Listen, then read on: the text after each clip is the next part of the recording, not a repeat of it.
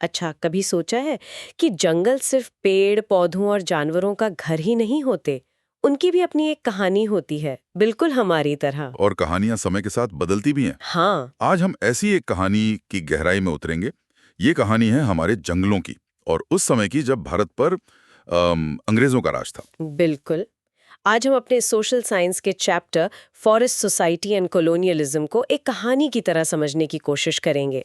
मतलब ये देखेंगे कि कैसे अंग्रेजों के आने से हमारे जंगलों का पूरा सीन ही बदल गया। हाँ, आखिर जंगल इतनी तेजी से गायब क्यों होने लगे? और ये नए नए नियम क्यों बने, और सबसे जरूरी, जो लोग वहां रहते थे उनका क्या हुआ। तो चलिए इस दिलचस्प सफर की शुरुआत करते हैं। तो सबसे पहला और सबसे बड़ा सवाल, डिफॉरेस्टेशन। ये बड़ा भारी सा शब्द है, पर मतलब बहुत सिंपल है, जंगलों का गायब हो जाना। तो कैसा लगेगा?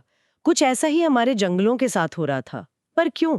देखिए, इसके पीछे कोई एक कारण नहीं था, कई वजहें थी। अच्छा। और सबसे पहली वजह जुड़ी थी लोगों के पेट से, मतलब खेती के लिए जमीन।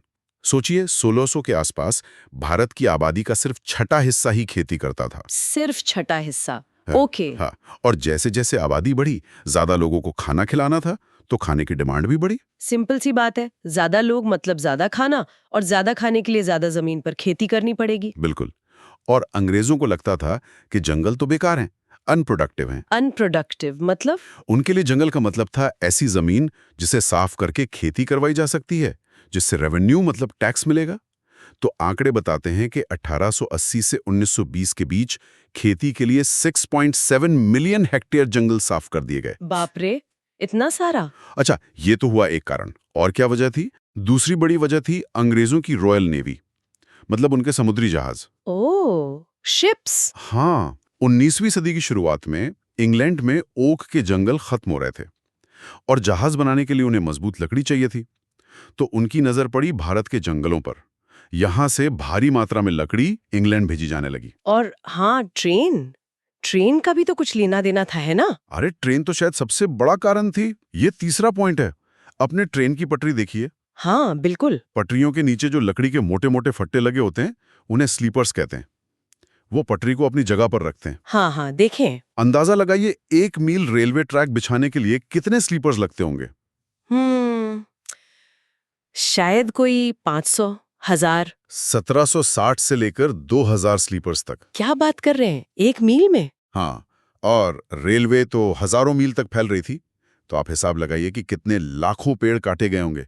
कॉन्ट्रैक्टर्स को बस ठेका मिलता था, और वो बिना सोचे समझे जंगल के जंगल साफ कर देते थे। हे भगवान, मतलब ट्रेन चलाने के लिए पूरे के पूरे जंगल कट गए। और एक चौथी वजह भी थी, प्लांटेशंस, बड़े बड़े बागान। चाय कॉफी वाले? बिल्कुल। यूरोप में चाय, कॉफी, रबर, इन चीजों की डिमांड बढ़ रही थी। तो अंग्रेजों ने भारत में जंगलों के बड़े बड़े हिस्से साफ करके यूरोपीय बागान मालिकों को बहुत सस्ते दामों पर दे दिए।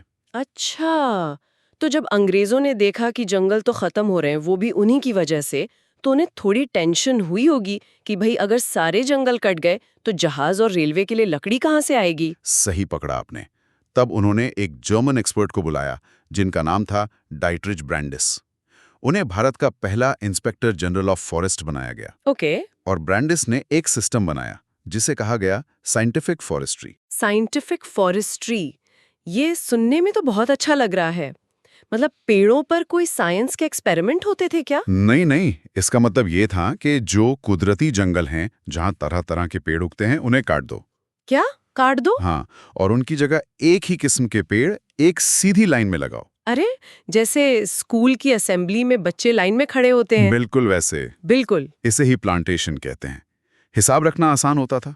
और इसी सिस्टम को सिखाने के लिए 1906 में देहरादून में इंपीरियल फॉरेस्ट रिसर्च इंस्टीट्यूट भी खोला गया। अच्छा, मतलब जंगल को कंट्रोल करने का तरीका, और इसके लिए जरूर कुछ सख्त कानून भी बनाए होंगे। हाँ, 1865 में इंडियन फॉरेस्ट एक्ट बनाया गया। बाद में इसमें बदलाव भी हुए। इस एक्ट के तहत जंगलों को 3 हिस्सों में बांट दिया गया: रिजर्व्ड, प्रोटेक्टेड और विलेज फॉरेस्ट। रिजर्व्ड मतलब जैसे ट्रेन में सीट रिजर्व होती है, जिस पर कोई और नहीं बैठ सकता। कुछ वैसा ही समझ लीजिए। जो सबसे अच्छे और घने जंगल थे, उन्हें रिजर्व्ड फॉरेस्ट बना दिया गया। ओह। इसका मतलब था वहां नो एंट्री का बोर्ड लग गया। गांव वाले अब वहां से ना अपनी मर्जी से लकड़ी ले सकते थे, ना अपने जानवरों को चरा सकते थे। ये सब नियम कानून तो बन गए, पर उन लोगों का क्या जो सदियों से उन्हीं जंगलों में रहते आ रहे थे, उनकी जिंदगी तो पूरी तरह बदल गई होगी। बिल्कुल, उनकी पूरी जीवन शैली ही मतलब तहस-नहस हो गई।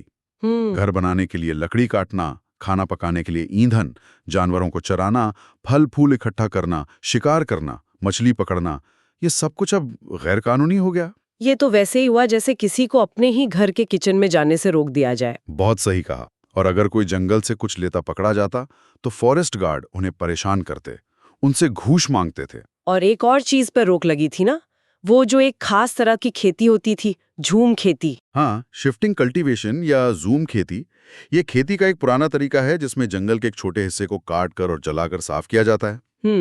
अंग्रेजों ने इसे बैन कर दिया।